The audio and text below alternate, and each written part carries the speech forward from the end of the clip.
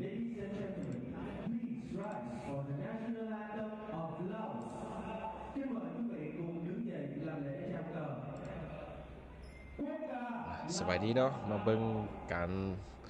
แข่งขันบาเตะยิงซิกเซนอา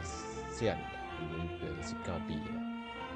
ซึ่งนี้จะเป็นนัดสุดท้ายของกลุ่ม A กันแล้วเนาะทีมชาติลาวพบกับทีมชาติเวียดนามเนาะเป็นนัดสุดท้ายของทีมชาติลาวเฮาเป็นกลุ่มแต่ว่าชนะเวียดนามได้ก็มีโอกาสลุ้นต่ออยู่เนาะแต่ว่าโอกาสชนะนี่ก็ค่อนข้างลำบากเพราะว่าทีมชาติเวียดนามแข็งแกร่งซะเหลือเกินเนาะชนะมา2นัดรวดเนาะมี6คะแนนกับเวียดนาม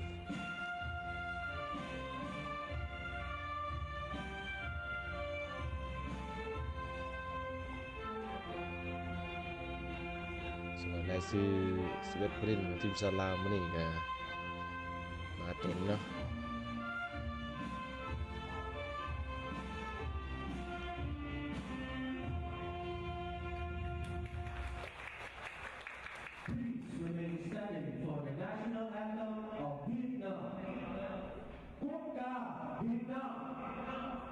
แอดจะขอไลฟ์สดใน Facebook ส่วนตัวเนาะเพราะว่าถ้าว่าได้ในเพจจะมีปัญหาเนาะลิขสิทธิ์แน่อื่นแน่หลายๆอัน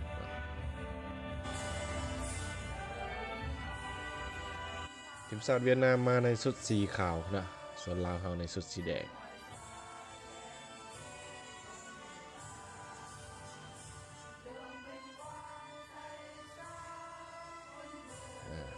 ทีมชาติเวียดนาม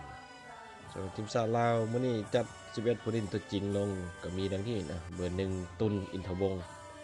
บวก3ประตูนะเบอร์4แจ็ควงตาแสงหัวหน้าทีมเบอร์6ปูนาวันนุวงศ์เบอร์7อันนาแก้วออนซีเบอร์8แป้วมณีแก้วดวงตาเบอร์9ทองดีดวงทุมมาลาเบอร์10พุทธสรโคทิสารเบอร์15สุวรรณีเกตปัญญาเบอร์21ปาดีว่างเบอร์22ทุมมาแก้วมณีไซและก็เบอร์23ลิ้วฟองสมุทรที่เพิ่นมีการประกาศออกมาก่อนหน้านี้นะvừa rồi chúng ta cũng đã trải qua nghi thức hát quốc ca của cả hai đội.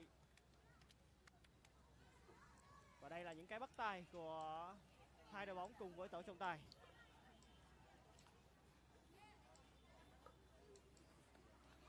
Và ngày thi đấu này thì tổ trọng tài điều khiển chính trận đấu này. Chúng ta thấy là đang là 4 trọng tài. นี่เป็นสมหน้ากรรมการตัดสินในมื้อนี้นะส่วนรายชื่อทีมชาติเวียดนามแอดพยายามอ่านให้ถูกกันแล้วกันนะเพราะว่าบ่มีข้อมูลปานใด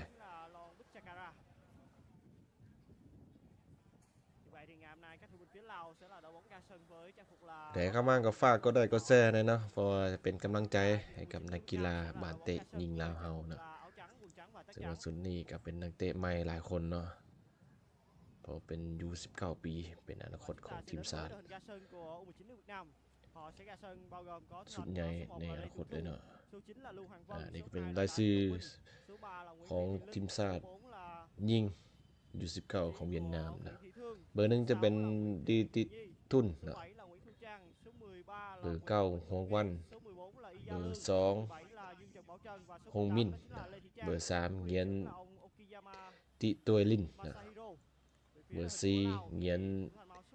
ที่ฮงเบอร์6เงียนทอยนี่นะอ่านยากนิดนึงนะเบอร์7เงียนตุทรังเบอร์13เงียนบินตุกนะจะอ่านสั้นๆเนาะอ่านชื่อง่ายๆเน้นชื่อง่ายๆนะเบอร์14ลุงเบอร์17ดุงทันเบาทันเบอร์18ดีติตันนะบูแมนภาษาเวียดนามหรือบ่สำเนียง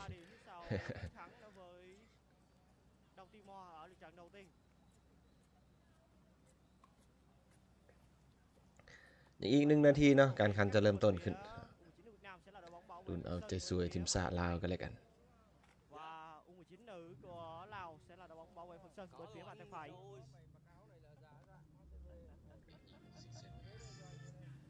Hết ghế rồi. gợi ý cuối cùng của cả hai đội. มาเบิ่งว่ามื้อนี้ทีมชาติยิงลาวอายุ19ปีจะสามารถต้านทานความแข็งแกร่งของทีมชาติเวียดนามได้หรือบ่แล้วก็ติดตามนำกันเบิ่งเนาะก็ถือนักใจอยู่เนาะเพราะเวียดนามมันโหดอีหลีเนาะ Đây cũng sẽ là lượt trận một bản cuối cùng trước khi bước vào vòng thi đấu tiếp theo.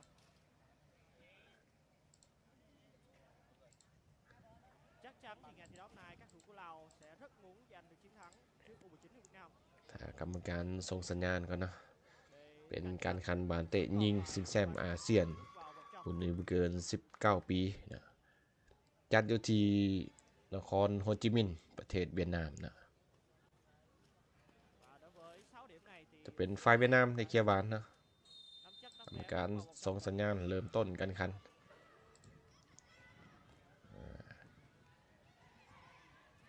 จะใส่สกอร์ของแอดมินเองนะจ่ายทุซ่องมาจากเวียดนามเบอร์7ลากขึ้นไป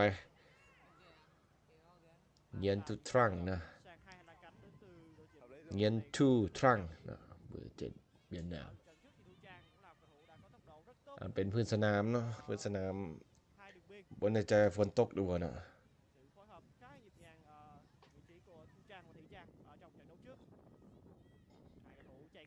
เบอร์14ซาลงเนาะเปิดเข้าไปจังหวะนี้ได้โอกาสสาดจังหวะนี้บ่ถึกเวียดนามยังดิ้นต่อขึ้นหลังมาจ่ายขึ้นหน้าไปกรรมการมาเป็นบานนำหน้ากันแล้วนะ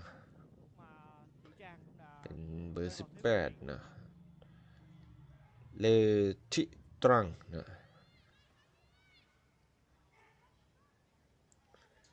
อยู่ตำแหน่งลำหน้าไป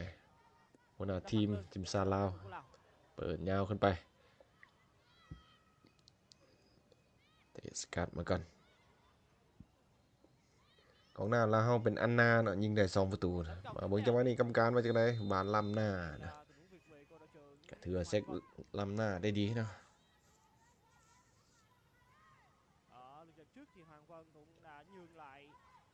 ทีมชาติลาวได้ขึ้นเกมมาใหม่เสียงดีมากเดี๋ยวเขาเช็คเสียงแป๊บนึงเอาได้ขึ้นเกมมาใหม่เสียงดังฟังซับอยู่เนาะ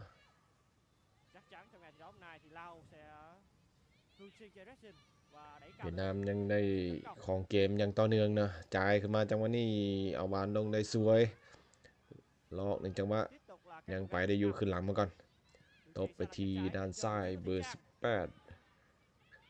ทิตรังเปิดมาโป่งดีบ่ยังบ่ได้นะสาดลาวเก็บบานได้เตะขึ้นมาเวียดนามเก็บบานได้สมลนบอลลูกนี้กรรมการเป่าฟาวกันแล้วนะไปเข้าใส่ทางหลังของ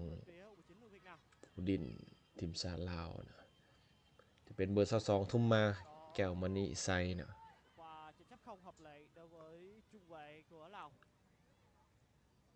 ทีมชาติลาวได้ขึ้นเกมจากลูกใหม่หน้าประตูเนาะ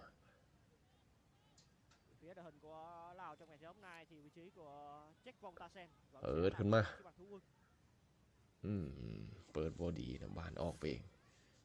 เป็นบานโยนของทนานทีมชาติเวียดนามทีมชาติยิงอายุ19ปีนะเป็นบานเตะยิงเด้อทีมชาติเวียดนามมันโหดเนาะเอาชนะทนานเมียนมามา 2-0 น่ะแต่ก็ชนะติมอร์เลสเตส่วนว่าทีมชาติลาวเฮามันชนะติมอร์เลสเต 2-0 แล้วก็เสียกับเมียนมามา 0-6 เนาะเมียนมาเนี่ยโหดอีดีเนาะแต่ว่ายังบ่สู้เวียดนามเลยเวียดนามโหดกว่าเมียนมาเนาะก็ถ้าเบิ่งมื้อนี้ว่าทีมชาติลาวจะสามารถต้านการเสียประตูได้หลายหรือบ่เนาะ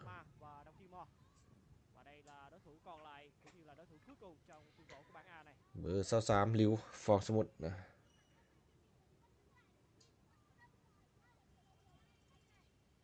เปิดยาวขึ้นไปแดดขอเปลี่ยนเสื้อเป็นสีก่อนเด้อbằng lên đến từ Thục Nghi đường chuyền sang lại cánh trái và cho Thị Trang tốc độ đã được mở cơ hội đây rồi ทีมชาติลาวเสียประตูแล้ว Một không dành cho U19 nước Việt Nam. Và chúng ta กินง่ายๆเนาะเวียดนามเนาะ vừa rồi thì Thúy Trang là cầu thủ đã เวียดนามนั่งนำแล้วเด้อ 1-0 เนาะ để mở ra cơ hội và bàn thắng đầu tiên dành เบิ่ง cho ภาพ U19 ซ้า Việt แม่ Nam. Chúng ta cùng xem lại tình huống จังหวะ này. นี้โล่งๆเลยนะมัน Chuyền quá hay dành cho จ่าย Băng ตัว lên สอง cánh trái đến từ Thúy Trang. กองหลังลาวเฮามัน Và số 18 đã คอมบอยมันสู้เขาเจ้าบ่ได้เนาะ mang มา về bàn เจอ thắng กับ đầu tiên dành cho U19 ทางด้าน Việt Nam. เมียนมามาก็คล้ายๆลักษณะแบบนี้เนี่ยเขาจะเสียประตู Thục Nghi là người đã có tình huống kiến tạo dành cho mình. เวียดนามขึ้นนำไปเนาะนาทีที่5นำแล้ว Bàn thắng đến rất sớm đối với đội tuyển của chúng ta. Lúc này thì các thủ bên phía Lào đã rơi vào thế bám đội. Ở lượt trận trước thì Anna Keonsi đã không có quá nhiều cơ hội, tuy nhiên trong lượt trận đó phải đối đầu với Myanmar. Myanmar là đội bóng cũng rất mạnh ở bảng đấu này.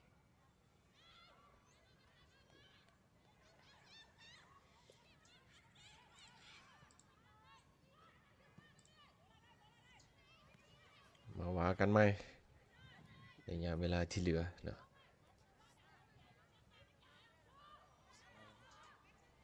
Tiếp tục là các cô gái của Việt Nam.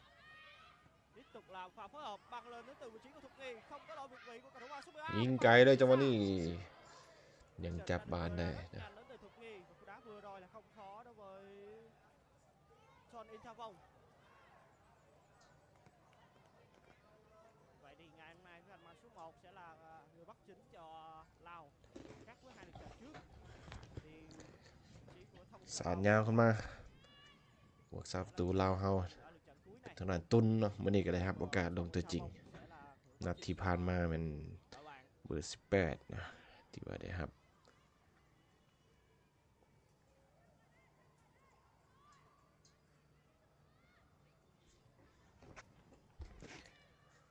ลาวยังขึ้นเกมบ่ได้เทื่อเนาะ cô gái ส่วนหลายก็จะเป็นฝ่ายต้านแล้วก็ในระยะ5นาทีทมิดเวียดนามมาจังได้สาดยาวเลยจังหวะนี้สปีดของเวียดนามนี่ไวดีเนาะ ยิงยังซื้อมือของทางนั้นตุนอยู่เนาะยังบ่เสียประตูนะเบอร์7ของเวียดนามนี่ไวดีนะเบอร์7จะเป็นทางด้านเงียนทุทรังครับ10จังหวะนี้โอ้เนื้อบางจะเนื้อสั้นนะแต่ว่าบานบ่สูงพอนะ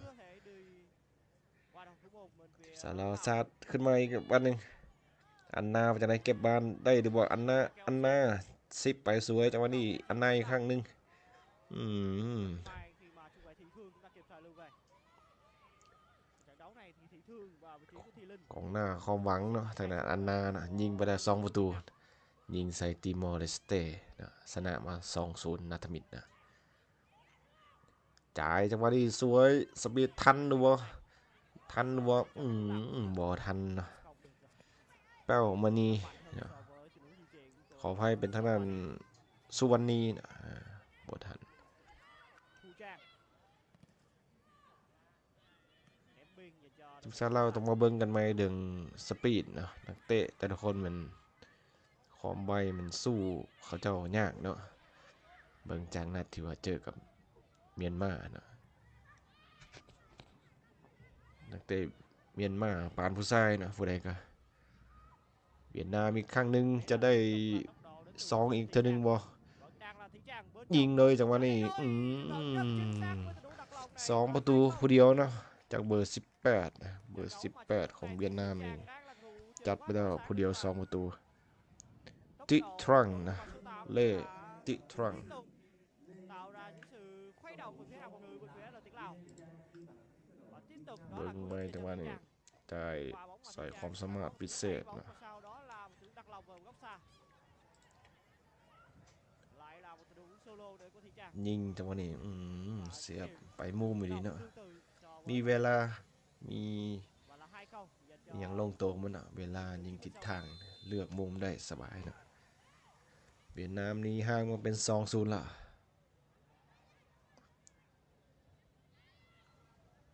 Vì vậy thì rất nhanh U19 nữ Việt Nam cũng đã có bàn เวีย thắng ดนาม thứ ขึ้น hai. หลังมา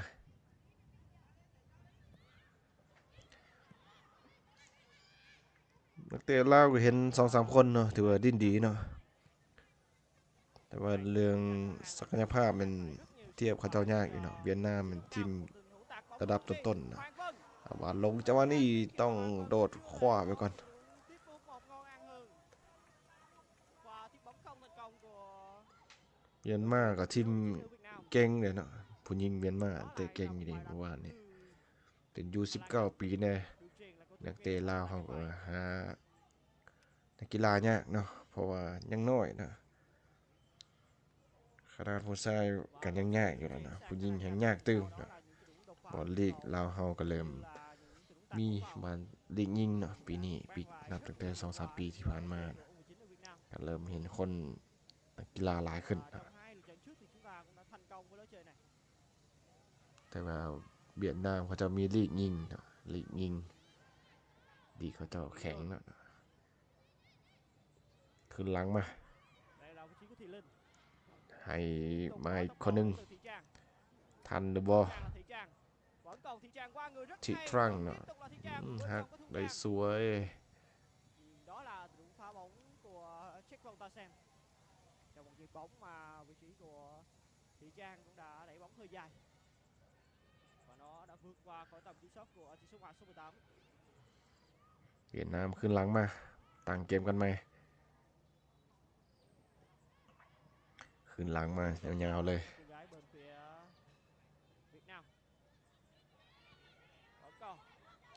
โอ้ใจจังหวะนี้เนาะแฮงสปีดเขาเจ้าเนี่ยซอดตลอดเนาะตัดเขาได้ยังสกัดไปได้บานเข้ามือของทางด้านตุนน่ะ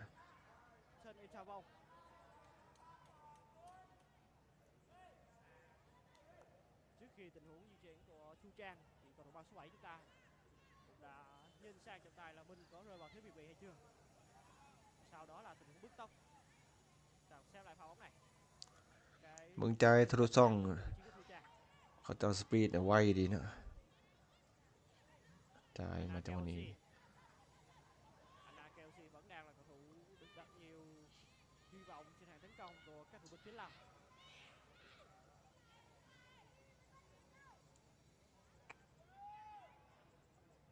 Tiếp tục là những đường chuyền dài. Hoàng Vân. Nhưng mà Hoàng Vân đã chưa xử lý thành công.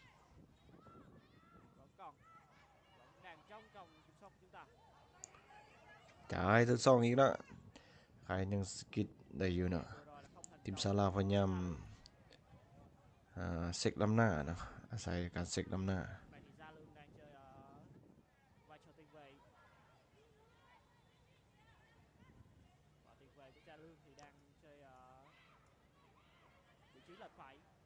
จ่ายจังหวะนี้เอาวานลงได้สวยยิงจังหวะนี้ติดบล็อกออกไปเป็นบานเตะมุมของทางด้านเวียดนามนะอยู่19ปีนะรายการชิงแชมป์อาเซียนผู้หญิงนี่นะก็จัดมา3ครั้งแล้วนะที่ผ่านมานี่นะครั้งที่1มันปี2014นะครั้งนั้นจัดอยู่ที่ประเทศไทยนะก็เป็นทีมชาติไทยนะชนะเวียดนามไป5-3ในการโดนจุดโทษนะได้แชมป์ไปนะหลังจากเสมอกันปี2022มันจัดอยู่อินโดนะอินโดนีเซียมองเน้นๆเลยเอาจนได้นะเบอร์7ของทีมชาติเวียดนาม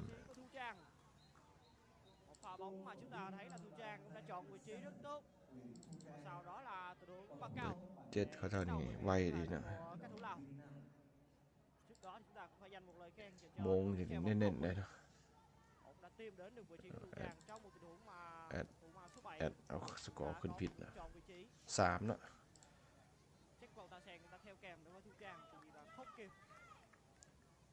อีห่างเป็น 3-0 หรอ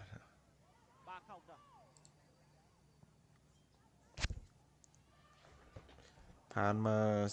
13นาทีนะลาวเฮานี่ห่างถือนี่ห่างมาเป็น3แล้ว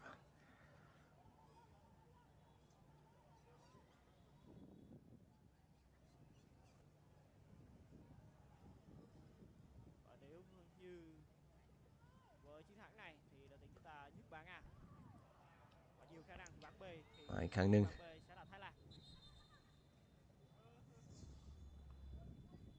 ผู้เล่นของทีมชาติเวียดนามเจ็บอยู่นะ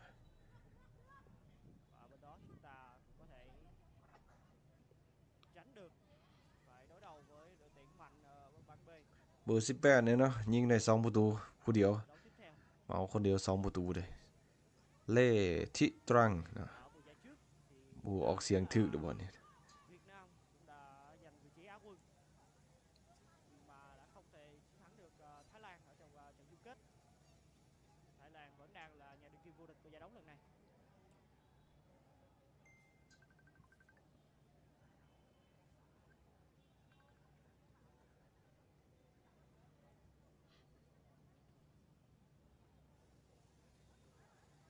Còn lúc này thì dường như vị trí của Thục Nghi chính xác là như vậy. Thục Nghi là cầu thủ đã bị đau trong trận đấu vừa rồi.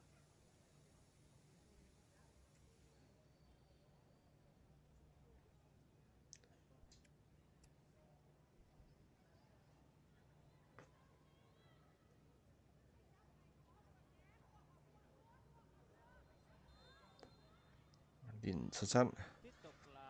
มาตั้งเกมกันใหม่ các cầu thủ bên phía Việt Nam. ออกมาที่ด้านขวาเบอร์ Trận đầu 14 này Việt Nam cho đến lúc này thì vẫn đang là đội bóng chơi chủ động. Với 3 bàn thắng ทีมชาติลาวได้โยนนะ 15 phút thì chúng ta thấy là ซาลงนะเบอร์ 14เขาจะซาลุง thoải นะ mái dành cho các cựu chiến binh bên phía Việt Nam. อันนะยิงไกล Đến từ Anna Keonsi. อ่านบ่ซื้อประตูเนาะออกหลังไปเป็นบานตั้งเตะจากหน้าประตูของทีมชาติเวียดนาม Của thủ môn số 1 đó chính là Lê Thị Thu. Ở trận ra quân của Việt Nam เล่ทิตูเนาะ cản phá rất đẹp mắt trước Myanmar. Và cũng đã góp phần ชาติเวียดนาม chiến thắng đầu tiên của เขาเจ้า Việt Nam tại ดินบานยาวน่ะส่วนใหญ่น่ะจ่ายทะลุ2เขาเห็นจุดอ่อนของทีมชาติลาวน่ะบานออกไปแล้วนะ Vậy lần này sẽ là ném biên dành cho các thủ bên phía Lào.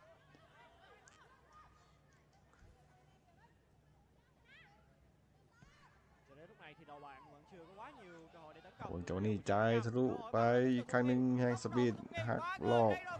แน่นๆเลยตรงนี้ 4-0 เนาะจากการยิงของเบอร์13เงียนวินตุกนะเงียนวินตุก Việt Nam thì hàng nào bên C là khoảng trống quá lớn dành cho Thục Nghi. Và khoảng cách sau đó là khá dễ โอ้ dàng ดุด dành จัง cho เลย thủ นี่ môn ไอ้ số ด้วยเนาะ Phùng Thành đã rộng mở dành cho Thục Nghi rồi. Ta cùng xem lại pha xử lý này. Rất tỉnh táo để có Nhưng- kịp đẩy bóng để loại bỏ thủ môn bên phía Lào. Và đã rất chuẩn xác. ตกแต่นี้ Thứ tư. ไวดีนะยิงเข้าไป Một trận đấu mà cho đến lúc này thì U19 nước Việt Nam vẫn đang chơi áp đảo hoàn toàn so với đội bạn. อาจจะได้สดเพียงตั้งเดียวเนาะตั้ง2จะรายงานผลให้ตื่มเนาะติดตามในเพจของสะพานบานเตแห่งชาติลาวตื่มเนาะ Thì U19 nước Việt Nam vẫn đang chơi rất tốt. Và ngày thi đấu hôm nay chúng ta เปิดขึ้นมาหน้าจังหวะนี้ thống nhất mà thôi. ต้องสกัดออกข้ามไปก่อนเนาะ 4 trận đấu ở Kia trong vòng bảng con. cuối cùng này thì sẽ được diễn Có ra tại bạn 4 phần sân. เวียดนามอันตรายซะเหลือเกินเนาะเขามีแต่ตัวไวๆแต่ละตัวสั้น Tiếp tục là các cô gái của Việt Nam. ๆจ่ายทะลุ2อีกวันหนึงเนาะเบอร์14เวียดนามมาจากไหน Đẩy đội xa ยิง lên, จังหวะนี้ không vào. ซื้อ3ประตูนะ Chúng ta thấy ở trong tình huống trước đó, Sa Lung Sa Lung nữa. làm xuống rất hay. Hoàng Vân khi bước mình trong tình huống nguyệt vị thì Hoàng Vân đã chững lại một nhịp để cho Gia Lương băng lên. โยนมาจากวันนี้ Và phối hợp rất sắc nét đến từ U19 nước Việt Nam. เตะออกข้ามไปก่อนเวียดนามเลยโยนอีกครั้งหนึง Chưa đầy 20 phút thì chúng ta cũng đã có 4 bàn thắng dẫn trước rồi. สาลุงโยนขึ้นหลังมา Rất là khá lớn cho U19 nước Việt Nam. trong สาลุงอีกครั้งหนึงติดสั้น Thục Nghi. ๆเอาไปทีลานกว้างไปทีด้านซ้าย Vẫn đang chơi ở với trò หลอกเข้ามาจ่ายทะลุ2 U19 nước Việt Nam. ขึ้นหลังอีกครั้งหนึง Chúng ta thấy là đội hình của U19 เปิดมาจังหวะนี้แน่นๆยิงข้ามคานไปเนาะทางด้านเงียน Chu Trang. Trang. โอ้หุ่นดีทางนี้เนาะ สูง 19 ปีเขาเจ้าหุ่นนักกีฬานะ tình huống đọc bài để có những pha băng cắt.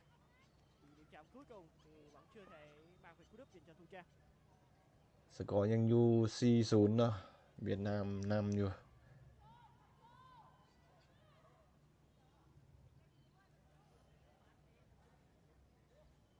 Sẽ là tình huống phát bóng lên dành cho các ทีมสาลาเปิดขึ้นมา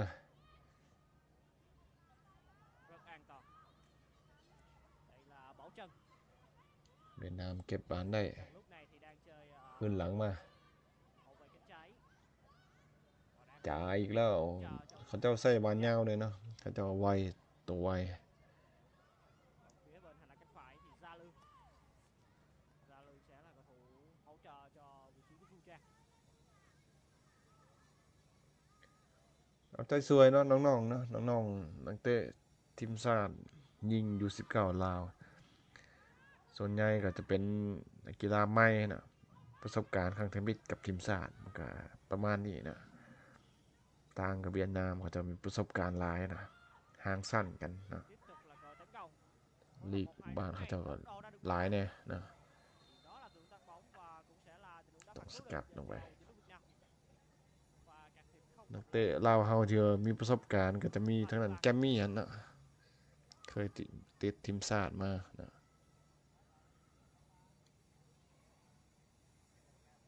thủ thực hiện tình huống cố định này แกมมี่อุดมสุขเคยติดทีมชาติมา 7 về phía นี่ก็แจ็ควงตาแสงนี่บ่แน่ใจว่าเคยบ่นะที่ผ่านมาก็จะเป็นนักเตะทีมชาติเนี่ยส่วนใหญ่น่ะที่เขาเคยเห็นน่ะแต่ว่าอยู่19บ่ค่อยเห็นน่ะส่วนใหญ่จะเป็นนักเตะใหม่หมดนี่ประสบการณ์ครั้งทมิตนะมันก็ประมาณนี้แหละนะ chèo bóng rất cao về phía khu vực vòng cấm. Đây đòi khá lộn xộn. Thu Trang. Bóng cũng đã trở lại với các thủ môn phía Lào. Pha ขึ้น bóng หลัง nhẹ มา nhàng, เตะ chủ động chơi pressing. สกัดขึ้นมา Đây là trung vệ Thị Thương.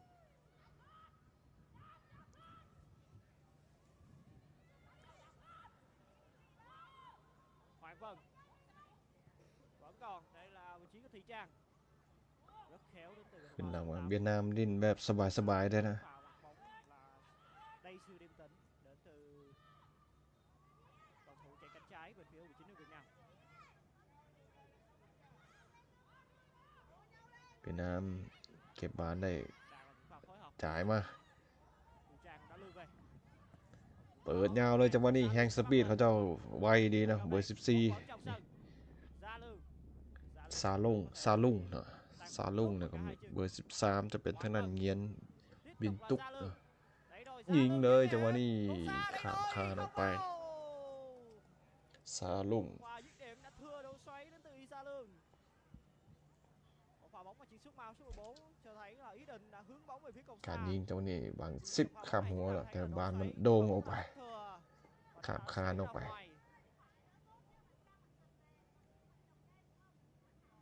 Lại một rồi tấn công nữa dành cho U19 nước Việt Nam.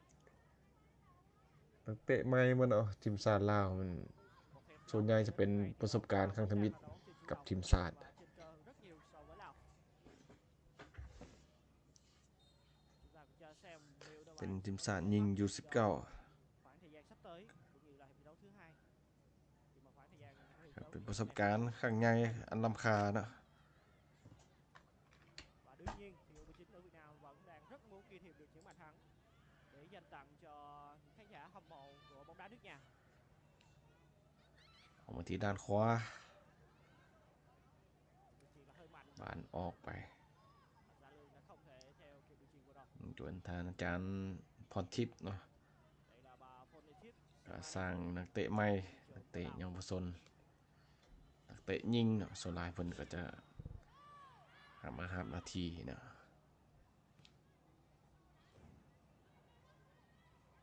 แล้วก็จะเป็นผู้ช่วยทีมชาติยิงสุดใหญ่เนาะ Tiếp tục sẽ là một ส่วนว่าอยู่น้อยเพิ่นจะรับหน้าที่เนาะเป็นการสร้างเยาวชน tiếp tục là các thủ bên phía Việt Nam. ก็ถือว่าเป็นการดีที่ว่าลาวเฮาก็สามารถส่งเข้าร่วมรายการนี้ได้เนาะเป็นให้โอกาสนักเตะทีมชาติหญิงลาวอยู่น้อยนะอยู่19ปี Tạo trà sang. สั้น Tiếp tục là các cô gái của Việt Nam đi ra lường. Vẫn còn Thu Trang. ได้หรือบ่ Tiếp tục là đầu áo trắng ยัง đi ได้ ra อยู่ lường. สาลงเปิดเข้ามา Quả đá phạt góc dành cho 19 nước Việt Nam. ติดบล็อกออกหลังไปเป็นบอลเตะมุมของทางด้านทีมชาติเวียดนาม Trước đó chúng ta cũng đã thành công với một quả đá phạt góc. Chúng ta cùng chờ xem tình huống này. สาลุงอีกเนาะจะได้รับหน้าที่เปิดจังหวะนี้ส่งสัญญาณแล้วเปิดเข้าไปจังหวะนี้ Rất cao được các bạn. เซฟออกมา Vẫn còn khá lộn xộn. เตะสกัดออกมาก่อน Chưa thể tạo สาลุงอีกครั้งหนึ่ง trong khu vực bóng สาลุงซ้าย và dứt điểm kỹ thuật ยิง của Sa เล Lương. ยจังหวะนี้เข้า Bóng đi มือ hơi ของ nhẹ. ทางด้านตุ้นเนาะ Và thủ môn bên phía Lào đã kịp thời di chuyển để ôm gọn quả bóng này. ผ่านมา25นาทีนะทีมชาติลาวตกตำแหน่งอยู่0-4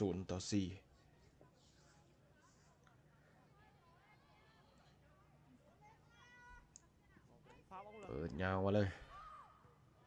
Sân lên Trà Vong.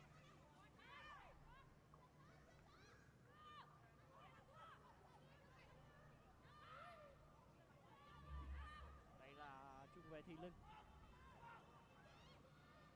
จ่ายจังหวะนี้น่าจะเป็นบานล้ำหน้าแล้วนะ Hơi dài rồi.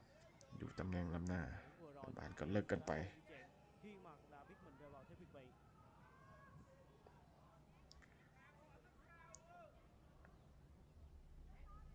ตุนว่าจังไดตุน Ở những lần trước thì Sân lên Trà Vong là thủ môn như vậy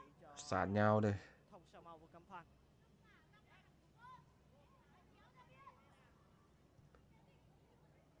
บานออกข้างไปเป็นบานโยนของทีมชาติลาว Có rất nhiều cầu thủ ทีมชาติยิงอยู่ bắt 19 đầu cả hai là cánh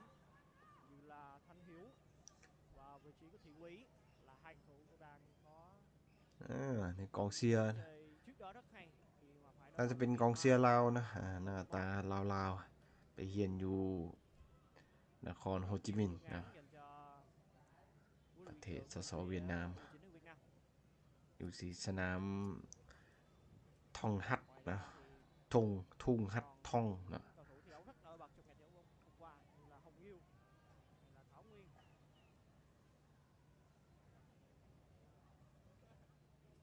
Và sau ngày thi đấu hôm qua thì trong โดนไปจังหวะนี้ว่าจังได๋ Thảo Nguyên cũng đã ขึ้นหลังมา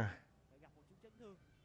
Và tuy nhiên trong lượt trận này thì Thảo Nguyên vẫn đang ở trên băng ghế dự bị của các đội tuyển U19 nước Việt Nam.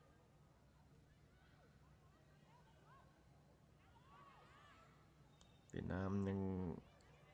พยายามเจาะอยู่แดนกลางทีมชาติลาวได้โอกาสโตกลับมา Không Một thể phan đánh nào. bại Ghana trong lịch trình vừa rồi. ว่าจังได๋จังหวะนี้ Rất hay. จ่ายทะลุซ่องอีกครั้งหนึง Tốc độ đã được mở ตบ Hoàng นี้ Vân. นิ่มๆเลยจากการยิงของทางด้านฮ่องวันเนาะ 5-0 หัวหน้า là ทีมของทีมชาติเวียด tỷ นาม số ยิง tới เข้าไป đây này dành cho Hồng Vân. U19 nước Việt Nam. Và đó là một điểm chạm quá tuyệt vời Tỷ để hai Hoàng một kênh Vân hai mang đó về là bàn thắng 2-0. tiếp theo. Một pha bóng mà chúng ta thấy là Hoàng Vân cũng đã mở tốc độ ขอ và sức เปลี่ยน nướng trong ส điểm กอร์ chạm กัน cuối เด้อ cùng để đánh bại thủ môn Sân Lên Trà Vong. 0 chích mũi กิน dày นิ่มเลยจังหวะ để นี้ loại bỏ thủ thành mạo số 1 bên phía Lào. แรงสปีดเฮาสู้เขาเจ้าบ่ได้ดอก Đầy เพราะ cảm ว่า giác ปกติเขาเจ้าไว sẽ ดิ là bàn thắng tiếp theo dành cho U19 nước Việt จ่า Nam. ย10จังนี้เลยต้องยอมรับนะเนาะ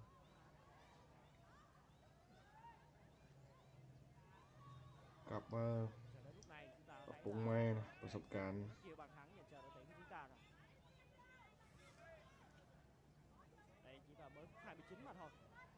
Chúng ta đang có được 5 bàn.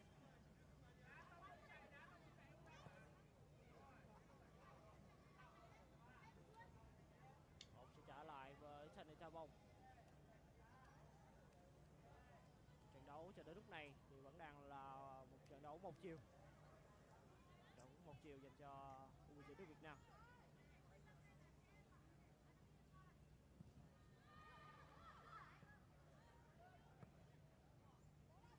Tiếp tục là các cầu thủ về phía U19 nước Việt Nam. มาว่ากันไป ผ่านไป29นาทีเวียดนามนำอยู่19ยิงลาวอยู่ 5-0 นะ mà những người đồng đội của Thi Thu ở phía bên trên đang làm rất tốt สกัดมาได้บ่จ่ายบางจะจ่ายให้กับอันนานะแต่ว่า thì cơ hội กำแพงมันแน่นหนาซะเหลือเกินเนาะเวียดนามได้โต้กลับอีกครั้งหนึง với khoảng cách dứt điểm là khá xa เบอร์9อีกแล้ว tấn công vẫn ได้ đang บ่ Hoàng Vân ยิง quan เล sát ย rất จังหวะ kỹ นี้ và จ่ายตัดเข้าในแต่ว่า nằm gọn trên tay của สาดบ่ถึงเนาะ đã không thể có điểm cắt vừa rồi với tình Tun. huống chuyển bằng cắt ở phía bên trong đến từ cầu thủ của chúng ta thủ đã bằng cắt đó chính là Thùy Nhi thủ đang chơi ở vai trò tiền vệ tấn công bên phía U19 nước Việt Nam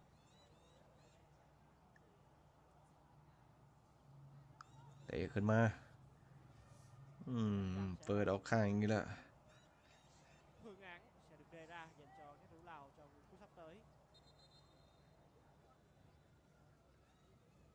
Còn lúc này thì đang có thủ Lào đang gặp một chút vấn đề. Đó chính là vị trí của Pontason của มีอาการบาดเจ็บหรือบ่ Và nhiều khả năng thì Pontason sẽ không thể tiếp tục thi đấu thưa bạn các bạn. กับการเป่าหยุดเกมกันนะ Một cầu thủ sẽ chuẩn bị để tung vào sân.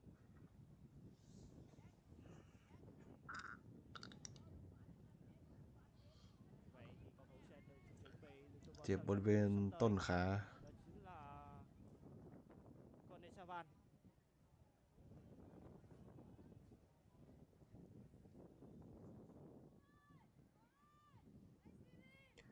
เป็นนักเตะใหม่มันน่ะส่วนใหญ่นะ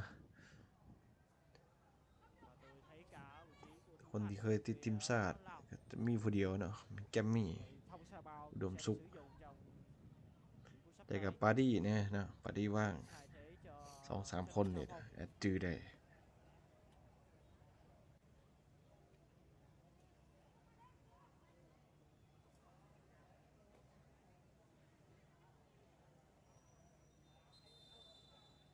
hai sự thay đổi người.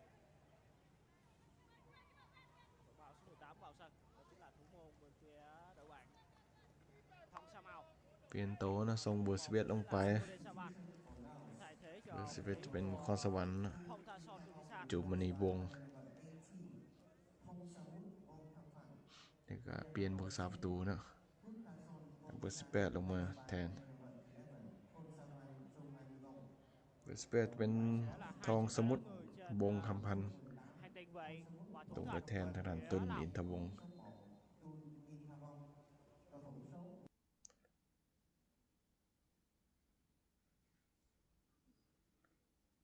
แงกเน็ตซา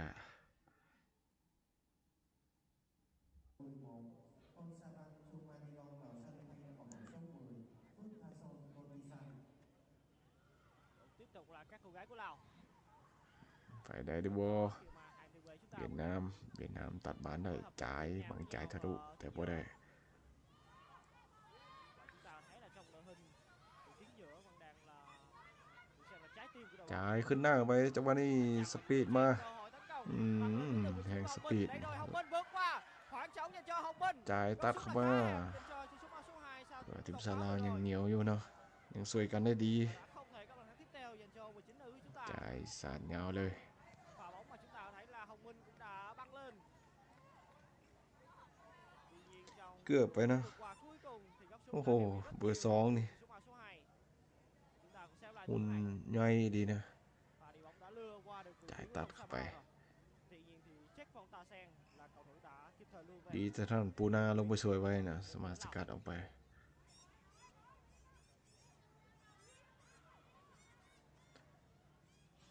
โฮมินให้กับสาลงจ่ายขึ้นหน้า เปิดเข้าไปเลยจังหวะนี้เซฟซุปเปอร์เซฟ Chủ động đến từ Thông Sa Mao. เตะออกข้างไปก่อน Ở lượt trận trước thì Thông Sa Mao đã giải nguy rất nhiều dành cho đội của Lào. Thì vẫn không thể mang chiến thắng về dành cho เวียดนามยังยึกยักอยู่ขึ้นหลังมาก่อน là đội bóng pha chơi trên cơ. มาตั้งเกมกันใหม่ลากขึ้นไป Chục là các cô ที่ gái เบ của อ Lào ร์14ซา đang chơi phòng ngự. ลุงสลุงเปิดให้กับทางด้านเยียนตุมาจังได๋ยิงเลยจังหวะนี้โอ้60จากกัปตันของทางด้านเวียดนามHồng Vân đó chính là Thu Trang trong một khoảng trống quá lớn dành cho Hoàng Vân ở phía bên trong. Và với khoảng cách cận thành như vậy thì rất khó để cho vị trí của đội trưởng bên phía U19 Việt Nam có thể đánh mất bàn thắng trận đấu này. Và dứt điểm quá lạnh lùng để mang về bàn thắng tiếp theo.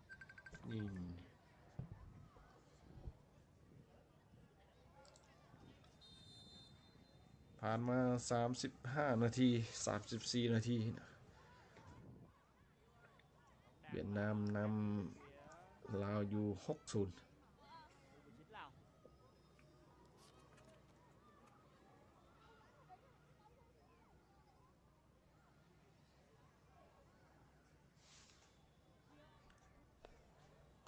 จบตั้งหนึ่งอาจจะปิดไลฟ์สดเด้อมีแต่แจ้งให้จังซั่นนะส่วนผลจะไปอัปเดตกันเติมเนาะในเพจแล้วกันเนาะติดตามอีก1 2ทางก็จะเป็นเพจของสะพานบันเตงสาวลาวเนาะ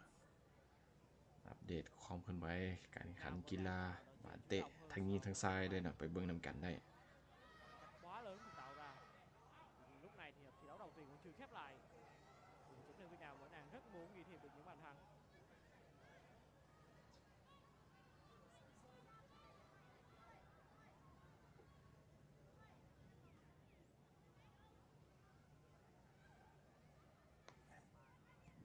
Thu Trang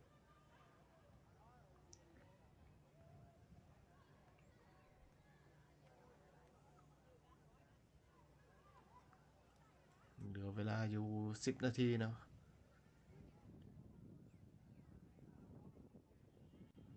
ném biên dành cho U19 Việt Nam. Vậy thì các cầu thủ của Lào cần phải có những tình huống chơi đẩy cao nhịp độ để có thể thu hồi bóng đến từ U19 Việt Nam. Khi mà จ่ายสู่2อีกครั้งนึง tiếp tục là tốc độ đến từ กรรมการยกธงล้ำหน้าแล้ว Trang đã rơi vào thế việt vị rồi. Trợ lý trọng tài đã cắt cờ rất nhanh sau pha thoát xuống vừa rồi của Thị Trang.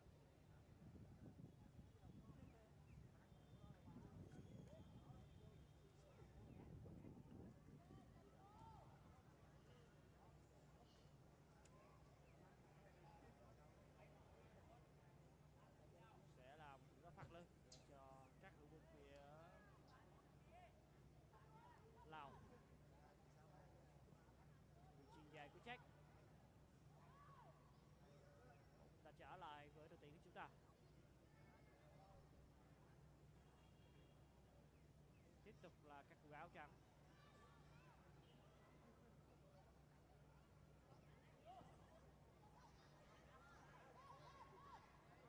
Này thì vẫn đang khá bế tắc dành cho đối thủ Lào trên trận tấn công.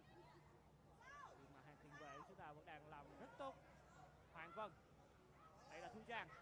Tiếp tục là các cô gái của Việt Nam. Thu Trang. Đẩy đầu Thu Trang. Vậy thì bóng đã đi hết đường biên ngang rồi. Và xử lý không thành công Thu Trang.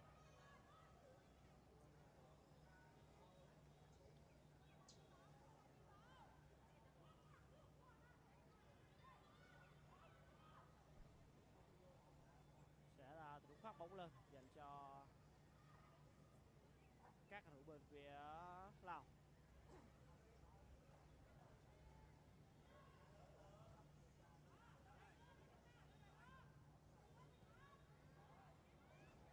Tiếp tục là cơ hội dứt điểm không vào. Đó lại là pha đá chuyền của Hoàng Vân. Thì chúng ta có thấy là trong pha bóng vừa rồi thì tài năng của Thong Sao Bao đã cứu thua. Và bài người rất đẹp mắt để cứu thua dành cho các cầu thủ Lào.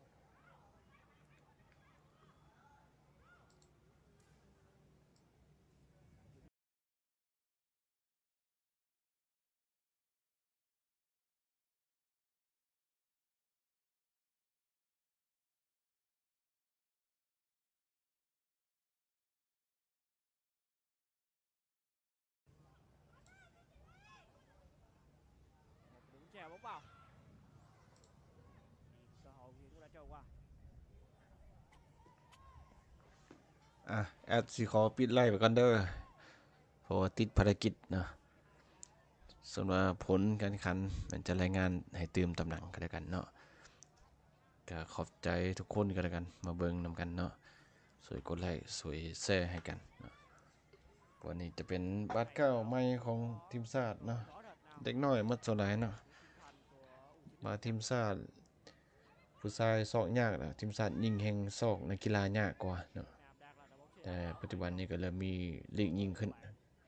ต่อไปก็น่าจะมีนักกีฬาหลายขึ้นเนาะเอาใจสวยกันแล้วกันเนาะ khoảng thời gian còn lại là còn khoảng 5 phút nữa chưa tính khoảng thời gian bù giờ ขอบใจเด้อทุกคนเด้อ